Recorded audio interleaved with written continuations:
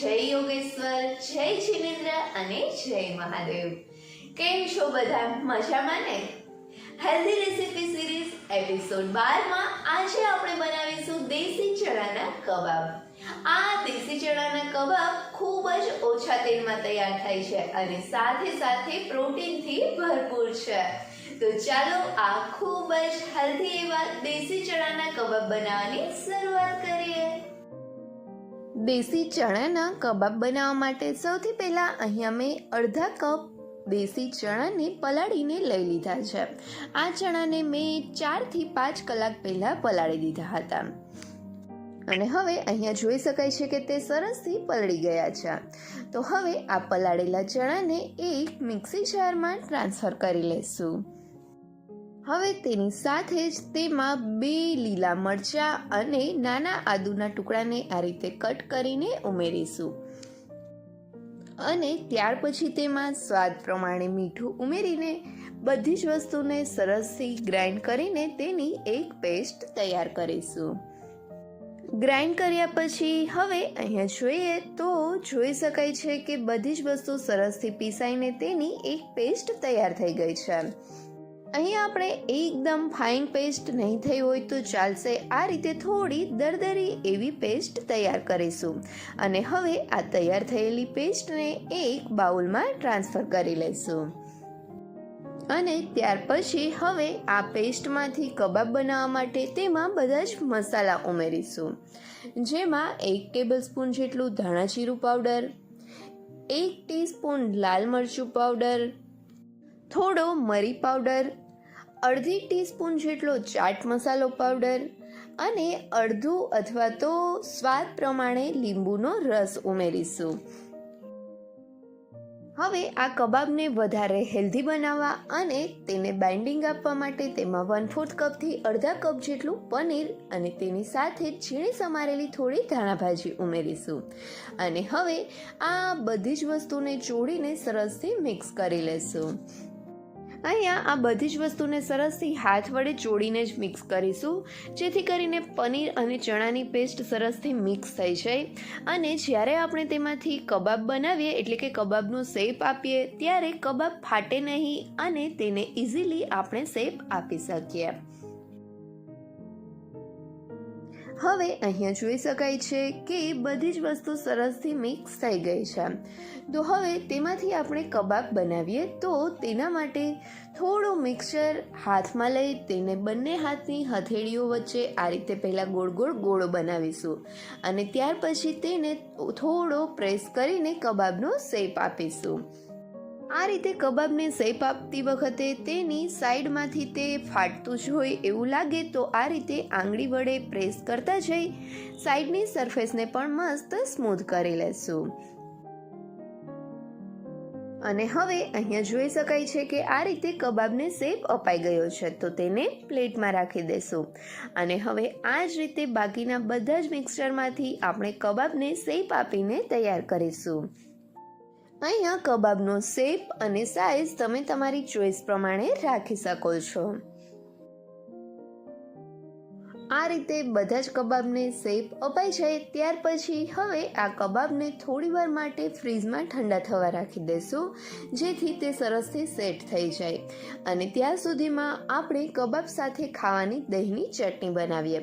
તો તેના માટે મેં અહીંયા અડધાથી પોણા કપ જેટલું દહીં લીધું છે. તેમાં સ્વાદ પ્રમાણે મીઠું, થોડો આમચૂર પાવડર, થોડું ધાણા જીરું પાવડર, થોડો મરી પાવડર અને તેની સાથે જ થોડી બારીક સમારેલી ધાણાભાજી ઉમેરીશું.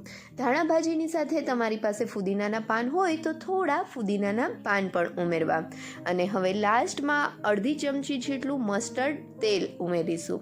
મસ્ટર્ડ તેલની જગ્યાએ તમે ઓલિવ ઓઇલ પણ ઉમેરી શકો છો અને જો તમારે તેલ ના ઉમેરવું હોય તો તેને સ્કીપ કરવું, પણ આ રીતે મસ્ટર્ડ ઓઇલ અથવા તો ઓલિવ ઓઇલ ઉમેરવાથી તેનો ટેસ્ટ ખૂબ જ સરસ આવે છે.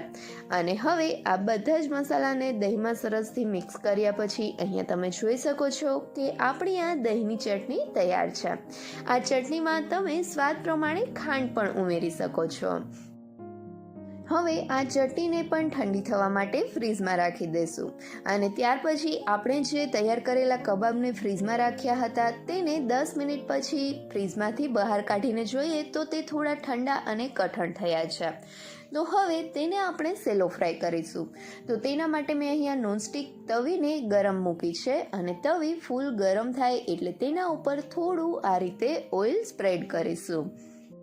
આજે આપણે આ ચણાના કબાબને સેલો ફ્રાય પણ નહીં પણ તવા ઉપર આપણે શેકવાના છીએ.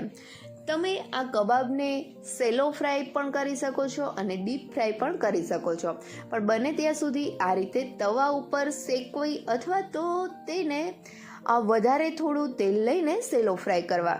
બને ત્યાં સુધી તેને ડીપ ફ્રાય ના કરવા, કેમકે આપણે હેલ્ધી વસ્તુ બનાવીએ છીએ તો તેને ડીપ ફ્રાય ના કરીએ તો વધારે સારું. હવે અહીંયા તમે જોઈ શકો છો એ રીતે કબાબને મેં તવા ઉપર ગોઠવી દીધા છે અને તેને એક સાઈડેથી ગેસની મીડિયમ ફ્લેમ ઉપર અંદાજિત 2 મિનિટ જેવું પાકવા દેશું. અહીંયા તવા પર તમે ઈચ્છો તો થોડું વધારે તેલ ઉપરથી સ્પ્રિંકલ એટલે કે વધારે ચમચી વડે ઉમેરી શકો છો.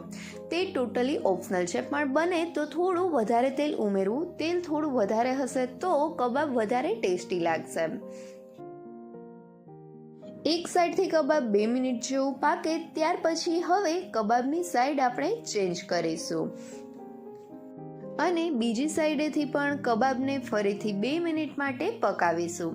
અહીંયા તમને જરૂર લાગે તો તમે ઉપરથી થોડું તેલ ઉમેરી શકો છો.